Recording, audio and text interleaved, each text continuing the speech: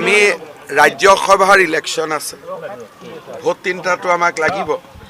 গতিকে আমি আমাৰ লগত যি সম্পৰ্ক আছে, সোণাইৰ বিধায়কে হওক, বসন্ত দাসে হওক, কমলাক্ষ হওক, শশীকান্ত হওক, তেওঁলোকে যদি পদত্যাগ কৰিব বহুদিন আগৰ পৰাই আগ্ৰহ কৰি আছে। আমি কৈছোঁ এতিয়া পদত্যাগ কৰিব নালাগে। ৰাজ্যসভাৰ ইলেকশ্যন আছে, 3টা সিট আছে, অসমৰ কাৰণে গুৰুত্বপূৰ্ণ, অলপ অপেক্ষা কৰক।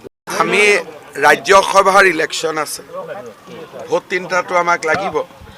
গতিকে আমি আমাৰ লগত যি সম্পৰ্ক আছে, সোণাইৰ বিধায়কে হওক, বসন্ত দাসে হওক, কমলাক্ষ হওক, শশীকান্ত হওক, তেওঁলোকে যদি পদত্যাগ কৰিব বহুদিন আগৰ পৰাই আগ্ৰহ কৰি আছে।